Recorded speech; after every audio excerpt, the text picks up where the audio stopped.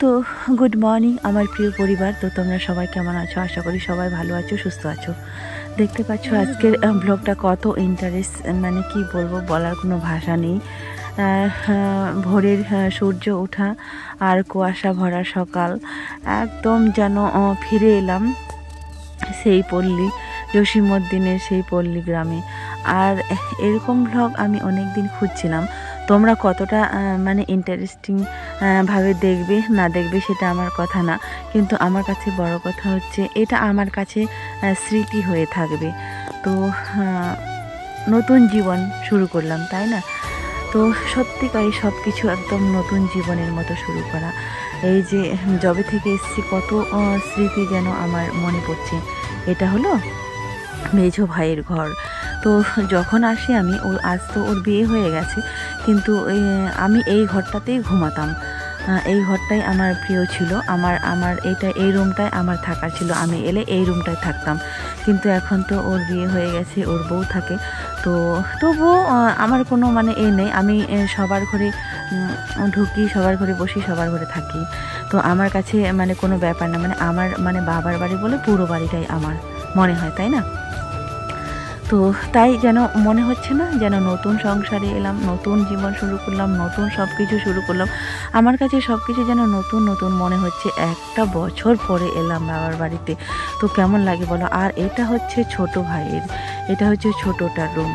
তো এটাতেও খুব কম না, ভালোই আসে। কি বললাম যে আমি সারাদিনে যে কোন ঘরটায় যে কতবার থাকি, কিন্তু বিশেষ করে ঘুমানোটা ছিল আমার মেজো ভাইয়ের ঘরে। ঘুমানোটা আমি এখানে এলে রাতে একাই থাকতাম, তো মেজোটার ঘরে থাকতাম বিশেষ করে, আর ছোটোটার ঘরে একটু কম। আর হ্যাঁ, তো সব কিছু তাই ভাবলাম তোমরা হয়তো আসলে বলো যে অনেকেই আগে কমেন্ট করেছিলে যে বাবার বাড়িতে গেলে তুমি বাবার বাড়ির ব্লগ শেয়ার করবে, সবাই অনেকেই বলেছিলে। তারপরে তো সব কিছু তোমাদের দেখানো কমপ্লিট। তো এবার মা বলছে আমাদেরকে নাকি ভাপা পিঠা খাওয়াবে, তো ধান শুকাতে দিবে। ধান তো শুকাতে না দিলে তো আতপ হয় না। আর এই ধানগুলো মানে জলে হয়েছিল, আমার বাবার জমি একদম বিলে, জলে থেকে আনানো, তো একটু ভেজা ভেজা আছে, তো তাই শুকাতে দিতে হবে। মা একা একা নিয়ে যাচ্ছিল, তো আমি বললাম যে আমি করব। তো আমার তো এই সমস্ত মানে অভ্যাস আছে করে, তাই না? আমি 14 বছরে 14 বছরে বউ হয়ে সংসারে এসেছিলাম।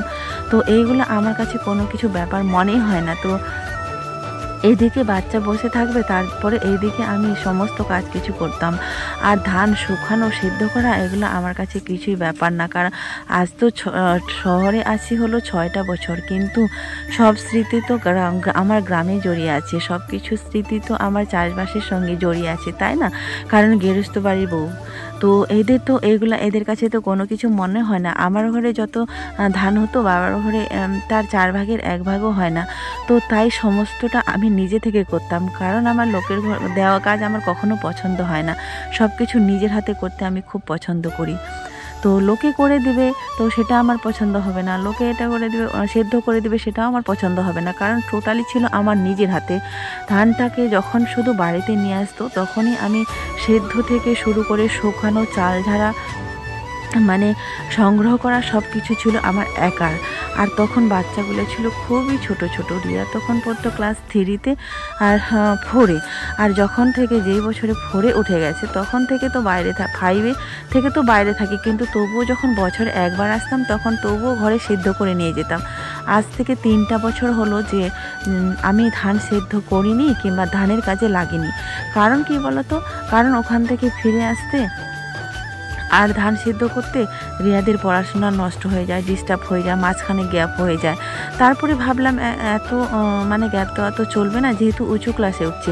তো এই বলে এই চাষবাস ছেড়ে দিয়েছি, আর করি না। তো চাষবাসের ব্যাপারটা আর অতটা মানে নজর দিই না। তো যখন এসেছি তখন কিন্তু এই কাজগুলো করতে কিন্তু আমার খুব ভালো লাগে। তো মা যেহেতু একাই নিয়ে এসেছিলো, তখন আমি বললাম যে মা আমি করে দেবো। তো এইভাবে বাতাসে দিয়ে কী বলো তো, পাতানটা যে আছে সেটা বেরিয়ে যাবে, তাহলে ধানটা শুকাতে দিলে কিন্তু রোদটা তাড়াতাড়ি গায়ে লাগবে ধানের, তো তাড়াতাড়ি শুকনাও হয়ে যাবে। তো যেহেতু আমি এখান থেকে আরেক জায়গায় যাব, তো আমার হচ্ছে যত দ্রুত সব কিছু কাজ কমপ্লিট করতে পারি ততটাই আমার পক্ষে মানে কি বলবো সাকসেস হবে। আর এইভাবে দেখে যেতে যখন প্রত্যেকটা মায়ের মেয়ের মনে হয় যে আমার মা একা কাজ করবে আর আমি দেখে থাকবো, কখনোই না হয়, এটা পসিবল হয়ে ওঠে না।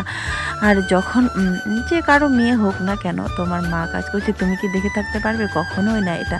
তো তাই বলে মায়ের সঙ্গে আমিও লেগে গেলাম। তাই বলে তো খুব একটা অনেকটা না, অল্প, কারণ এটা হচ্ছে আমার কাছে তো সত্যি সামান্যতম, ক্ষুদ্রতম আমার কাছে। তো তারপরে যেহেতু একাই বছরে 22 মণ 20 মণ করে ধান সেদ্ধ করা, আর এই যে দেখো সব কিছু আমার বাবারা, সব থেকে বড় কথা বলবো, সবজিটা কম কিনে খায়, সব কিছু বেশিরভাগই ঘরে হয়।